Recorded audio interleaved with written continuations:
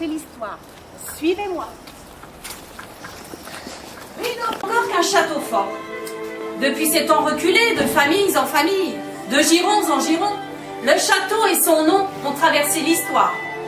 Jusqu'à ce mois de décembre 1674, quand 2 jours avant Noël, le domaine fut acquis par une certaine dame, Françoise d'Aubigné, née dans la prison de Niort en Poitou, et dont le destin extraordinaire fut de devenir la marquise de Maintenon, l'épouse secrète du roi Louis XIV.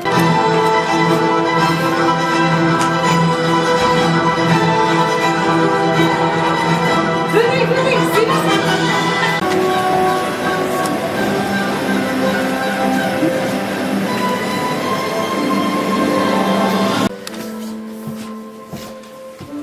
Nul ne sait véritablement d'où viennent les contes, n'est-ce pas? Sauf peut-être ceux qui les écrivent. Et pour être l'auteur d'un bon nombre d'entre eux, je puis vous confier l'origine du plus célèbre qui soit. Cette histoire, je l'ai écrite quelques années seulement après les événements qui vont vous être contés, et dont ce château fut l'un des nombreux théâtres. Les amis de ses cousines. Combien de fois faut-il que l'on vous sonne, Françoise? Cessez donc de rêvasser. Vous n'êtes pas assez bien née pour ça. Vous me serez reconnaissante de vous avoir obtenu une place au couvent de la rue Saint-Jacques. Je suis une junior et au sein de la charité, sans jamais y être appelée. Eh bien, vous écouterez mieux chez les carmélites, petite ingrate. Allons, mon enfant. Si vous n'avez plus de père ici, vous en trouverez un derrière ces portes. Des coyonneries, mon ange, des coyonneries, oui. Mademoiselle de l'Enclos demande à être reçue. Quel ange!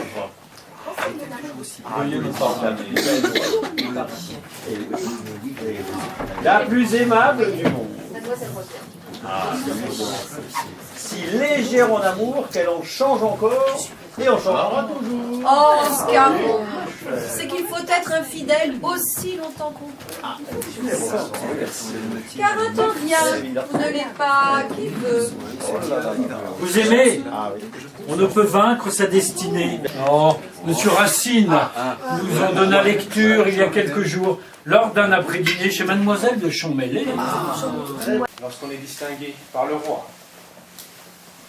Allons, Auguste, faites votre compliment au roi. Je suis ici, votre serviteur le plus petit mais le plus fidèle. Voilà Louis Auguste, qui est tout à fait galant et très raisonnable. Comment ne le saurais-je pas? Je suis élevé par la raison même. Allons, Louis Auguste, il se fait tard maintenant. Nanon, lui marcher, s'il vous plaît. En être éloigné ne m'a jamais ennuyé. Versailles, bien sûr. On ne pourrait se lasser de Versailles, mais de ce que l'on y croise. Chaque jour, on s'ennuie parfois. Sire, comment pourriez-vous vous ennuyer? On vous dit danseur. Donner titre de noblesse. C'est moi qui fais et défais les noblesses. On est toujours assez bien né quand on est distingué par le roi. Mais il ne suffit pas d'acheter maintenant pour devenir Madame de Maintenon. Aussi Françoise d'Aubigné, veuve Scarron, demeure Madame Scarron. Quand je l'ai prise à mon service, je l'ai presque fait par pitié pour cette pauvre enfant. J'admire au contraire la façon dont vous avez su prendre l'air de la couleur de la cour. Il vous reste... Bref, il y a 2 mois. Saviez-vous qu'elle se prêtait à d'étranges cérémonies? Que le faux prêtre lui disait les évangiles sur le corps et passait sous le calice des herbes, des poudres de crapaud, du jus de mandragore pour ensorceler mon esprit et garder ma faveur? Cette affaire des poids... à l'arsenal une chambre ardente pour connaître de multiples cas d'empoisonnerie et de détresse. Allez, broie donc ces odoras et ne traînasse pas car cela ne sert à rien si la poudre n'est pas fine. Ces histoires avec la Montespan, on nous causait bien des choses. Tais-toi donc, Amos, tu ne devrais pas tant parler de ces dames. Mais, où est... Un poète cul-de-jatte. Vous devez en dissuader. Le roi a pris sa décision. Il faut convaincre Sa Majesté de garder le mariage secret. Le roi y consent. Madame.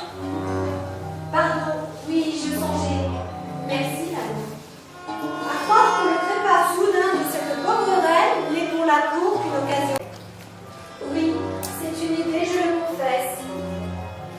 Décideriez-vous de fuir par orgueil, quand Sa Majesté a le plus grand besoin de vous? Il est un point sur lequel votre Excellence sera d'accord avec moi. Le roi a besoin d'une épouse. 2 mois, à peine, après la mort de la reine, l'archevêque de Paris nous fiança peu avant minuit et nous maria peu après. Tout se fit dans le plus grand secret.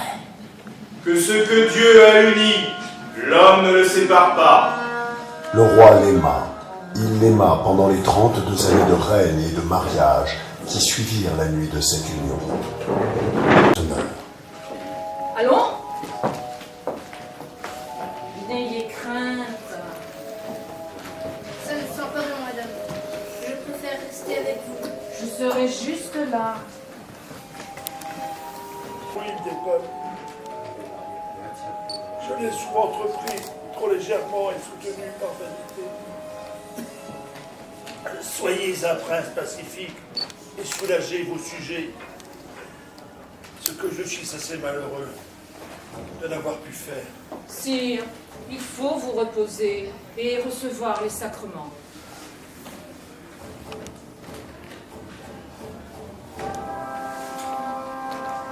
S'agit-il? Madame de Maintenon. Vous pouvez bien me le dire maintenant que cette bonne Camille vous l'a soufflé.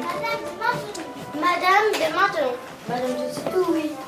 Jules, c'est à moi. Jeanne, vous pouvez. Écoutez-moi, Pauline. Ceci est votre histoire et celle de cette maison. Cette dame, Madame de Maintenon, n'a jamais eu d'enfant.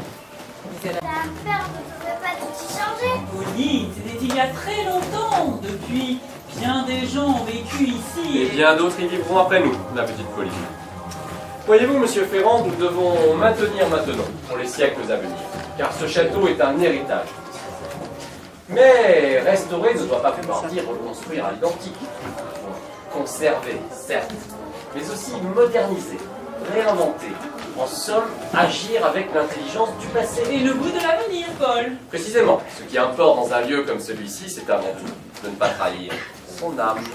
Pour cette veillée de Noël, Pauline, vous allez découvrir que monsieur, votre père, n'est pas seulement conservateur, bâtisseur d'histoire, mais aussi magicien.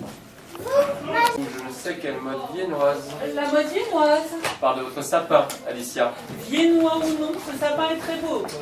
Je réinvente maintenant à ma façon. Et je vous en sais bien gré, Alicia de Noailles. Vos fantaisies et vos trouvailles me coûtent en définitive bien moins que les miennes. À se demander si ce château ne me possède pas davantage que je ne le possède. Moi j'aime bien le sapin, le phonographe et ma poupée. Mais qui a fait ça? Ne bougez plus.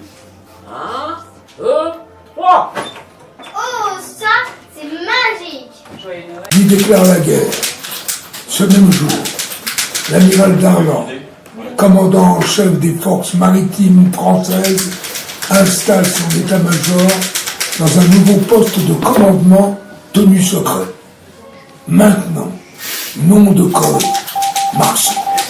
Winston Churchill, alors premier lord de l'amirauté britannique, visite maintenant, sous la neige, le 3 novembre 1939. Encore une attaque. L'aviation allemande cherche sans relâche à détruire notre base de Skipperflow en Écosse. La Kriegsmarine nucléaire s'abaisse à la plus basse pompe de guerre que l'on puisse imaginer.